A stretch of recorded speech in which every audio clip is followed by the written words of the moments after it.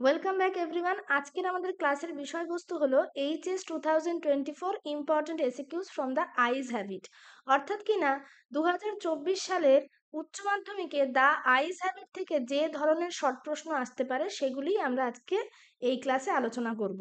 তো ডাইরেক্ট কোনো কথা ব্যয় না করে আমরা ডিরেক্ট একদম কন্টেন্টে চলে যাচ্ছি। দেখো, প্রথম আমাদের যে ইনস্ট্রাকশন দেওয়া রয়েছে সেটা হচ্ছে আনসার দ্য ফলোয়িং কোয়েশ্চেন্স। তো যে প্রশ্নগুলি আছে সেগুলিকে উত্তর করতে হবে, এবং কিভাবে উত্তর করতে হবে, যে 1 নম্বরের হিসেবে আমাদের উত্তরগুলি করতে হবে। এসে কিউ মানে 1 নম্বরের প্রশ্ন, এটা সবসময় মাথায় রাখতে হবে। এবং যেমন প্রশ্নের মান অনুযায়ী প্রশ্ন লেখার আয়তন ছোট হলে তাতেও প্রবলেম, আবার যদি সেটা অতিরিক্ত বড় হয়ে যাও তাও কিন্তু একটি সমস্যার সৃষ্টি করবে এবং তোমরা নাম্বার সেক্ষেত্রে পাবে না। তো প্রথম যে প্রশ্নটি রয়েছে সেটা হচ্ছে, what advice did the woman give to the girl? কিরকম অ্যাডভাইস করা হয়েছিল মেয়েটিকে সেই ভদ্রমহিলার দ্বারা? তো দেখো, কি বলেছিল, যে কোথায় জিনিসপত্র রাখতে হবে, জানলার বাইরে যেন উঁকি না দেয়, এবং স্ট্রেঞ্জার মানে অপরিচিতদের সাথে যেন সে কথা না বলে। তো the woman advice the girl as to, যেমন কিনা wire to keep her things, not to Lin out of the Windows and to avoid speaking two strangers. তাহলে এই কথা মেয়েটিকে বলা হয়েছিল।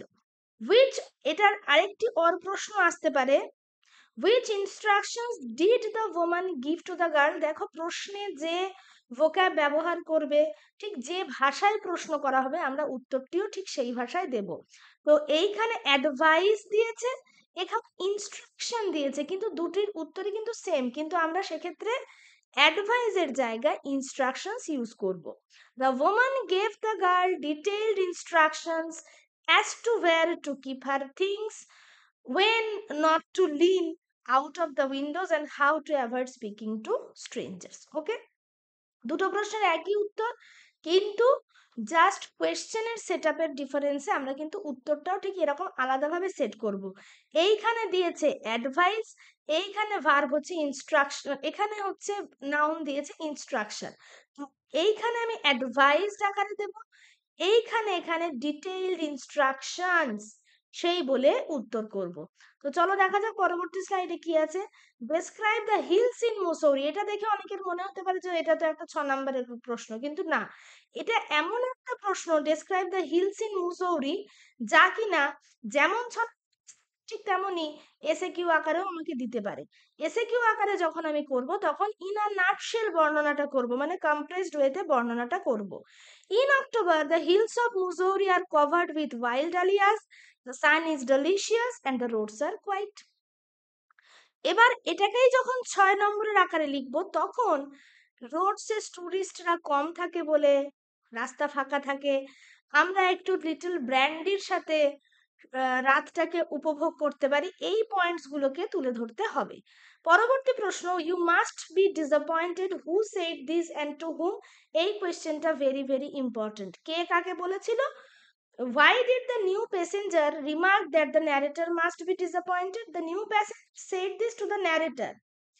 Okay, the new traveler remarked that he was not nearly so attractive as the girl who had who just left the compartment. কেন বলেছিলেন যে ন্যারেটরের disappointed হতে হবে? কেননা তিনি মেয়েটিকে দেখেছিলেন এবং দেখে বলেছিলেন যে আমি তার মতো, মানে ধারে কাছেও আমি তার মতো অ্যাট্রাকটিভ নই, সে যতটা অ্যাট্রাকটিভ ছিল।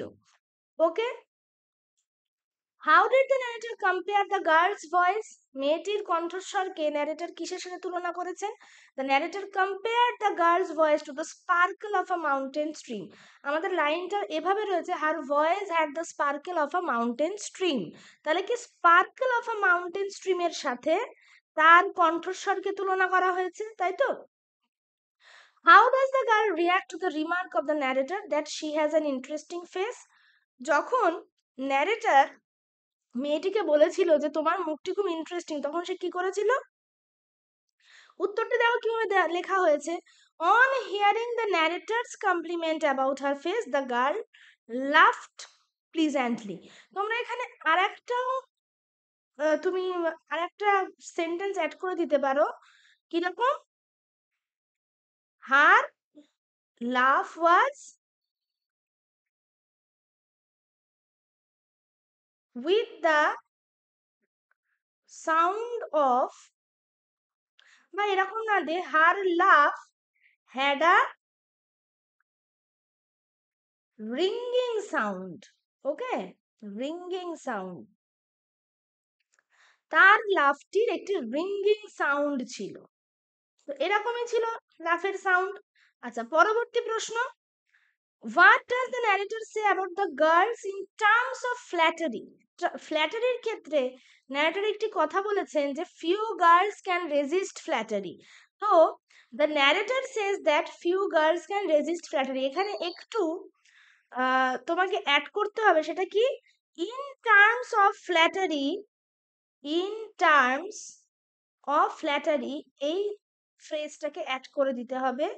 The narrator says that few girls can resist flattery, এখানে যদি ফ্ল্যাটারি না দিয়ে ইট দিই তাও হবে। Then I made a mistake, who is the speaker, what was the mistake, কে ছিলেন বক্তা এবং তার ভুলটি কি ছিল? The speaker is the narrator of Ruskin Bond story the eyes have it. আচ্ছা, এই ছিল বক্তা। ওকে, এই ছিল বক্তা।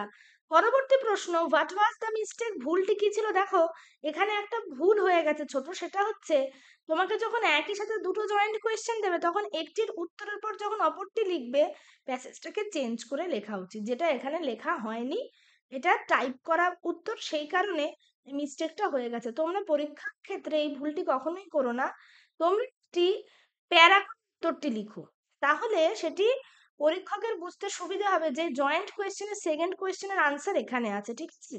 তো সেকেন্ড কোয়েশ্চেনের আনসার এখানে আছে, the narrator asked the blind girl what it was like outside from the moving train which he later realized was a mistake. বলেছিলেন ন্যারেটর যে বাইরেটা কেমন দেখাচ্ছে, পরবর্তীতে তিনি বুঝতে পারেন যে এটা ছিল তার মিস্টেক, কেননা মেয়েটি তাহলে ধরে ফেলতে পারতো যে তিনি প্রকৃতপক্ষে অন্ধ।